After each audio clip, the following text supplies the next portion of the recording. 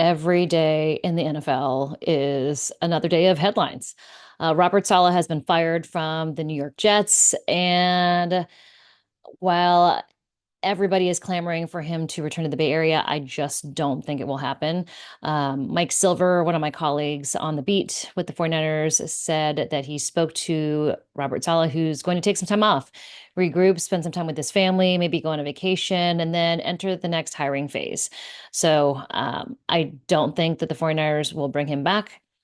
Definitely not this year, and I don't think so in the coming years. But Woody Johnson, the owner of the Jets, this is what he said in his statement. This morning, I informed Robert Saleh that he will no longer serve as the Jets head coach. I thanked him for his hard work these past 3.5 years and wished him and his family well moving forward. This was not an easy decision, but we are not where we should be given our expectations, and I believe now is the best time for us to move in a different direction. Jeff Ulbrich, former 49er, will serve as our, he didn't say that, but I'm saying that, will serve as our interim head coach for the remainder of the season. He is a tough coach who has the respect of the coaches and players on this team. I believe, along with the coaches on this staff, they can get the most out of our talented team and attain the goals that we established this offseason. All right, so Robert Saleh hasn't been given an entirely fair shake. You know, the whole Aaron Rodgers thing going out to the Jets. He gets hurt 4 plays into the 2023 season. The whole Zach Wilson experiment for 2 years. Just a tough situation for Robert Saleh to be in. His record with the Jets is 20 wins, 36 losses. So he was there for 56 games. Currently this year, they're 2-3, which is the same record as the 49ers at this point. But Robert Saleh, I know that he's kind of a fan favorite. He was always fun to watch on the sidelines. But I've also got to point out that 2017 and 2018 were tough years for the 49ers defense. Those were his first 2 years. He really had one good season, and that was 2019. That came with the addition of DeMeco Ryans and also the addition of Nick Bosa. So that was the year that Robert Saleh and the defense was really good. They always talk about going back to that 2019 season, and that's when they were really a stifling defense, held teams to very little run yards at all. But I mean, it was also DeMeco Ryans and Nick Bosa and, Eric Armstead and D Ford was on the other line. So, I mean, you've got a lot of these guys, players that were on the team at that point. So, yes, Robert Saleh did have a really good season in 2019 with the 49ers defense, but I mean, it was one season out of the four that he was with the 49ers, but he has been productive. I know that he really gets players playing for him.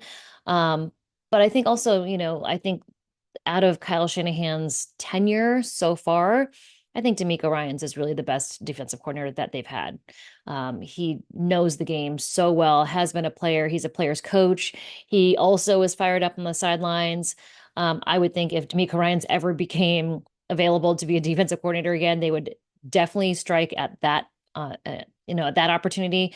I just don't know if Robert Saleh is the answer.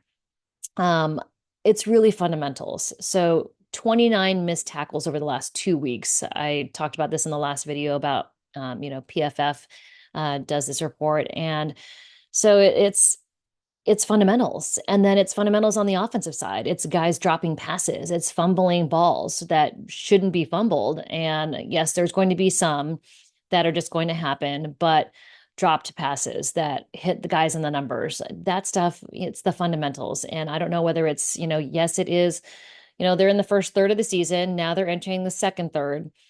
Is it still early in the season?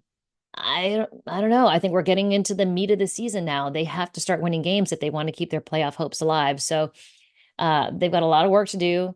It's a short week, and really got to focus on the fundamentals. Practice report for the day. So, not so great news. Talanoa Hufanga does have ligament damage in his wrist. So, he is going to be out for several weeks. Several weeks. He is a potential candidate to go on IR. Demetrius Flannigan-Fowles is out with a calf injury. He did not practice. Doubt he plays on Thursday as well. Jake Moody, obviously the ankle injury. He is another candidate to go on IR. They did sign a new kicker today. Matthew Wright. He spent a little bit of time on the practice squad when Jake Moody was questionable last season. So he's familiar with the 49ers. He knows his way around the building. Also not practicing on Tuesday is Jordan Elliott with a knee. He's been pretty good about not practicing and then being able to play in games. So maybe he's able to play on Thursday. Guys who are limited. Charvarius Ward, knee contusion, Chris Conley, oblique, George Kittle, ribs, Fred Warner, ankle, and Jair Brown, ankle. Those guys are all limited in practice on Tuesday. So now Monday was a day off, recovery. We spoke to Kyle Shanahan in a conference call. Kyle Shanahan and Brock Purdy just spoke at the podium. It's open locker room now, and then Nick Sorensen's going to speak in a little bit. Um, Brock Purdy did talk about how he's got to be smarter with the ball. So when he does, scramble around and does make plays happen, and he's good with his feet, there are good times, but he does know that he needs to not take a sack for 9 yards, getting them out of field goal range. He knows he needs to be smarter with the ball. And, just those red zone situations where it gets tough because it's tighter and the coverage is closer. It's just hard. It's hard. It's a challenge. And Brock Purdy didn't have that sophomore slump. So is this his sophomore slump? He had the half year where he took the team to the NFC Championship game, got hurt last year. They had some film on him, but now the whole league really is kind of dialed in on what Brock Purdy can do.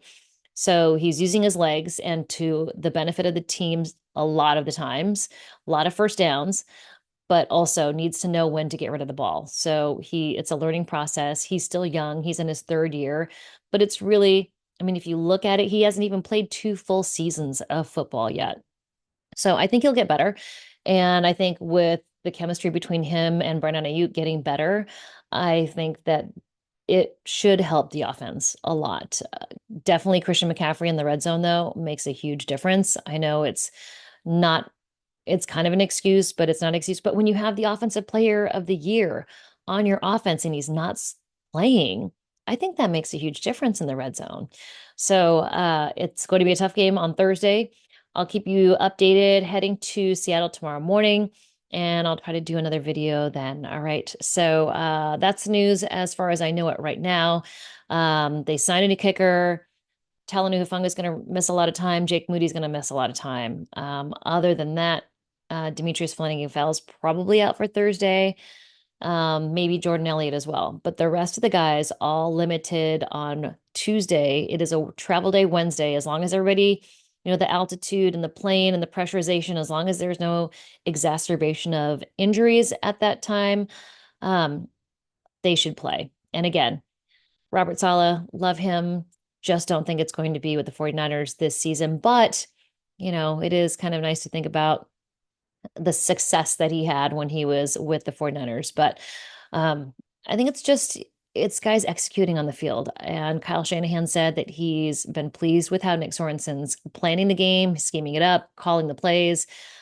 Sometimes it's, they've got the best game plan and it just doesn't work out that way on the field. So practice Tuesday night and then travel Wednesday. All right. So I'll talk to you guys soon and don't lose it out there. No panic. All right. Talk to you guys soon.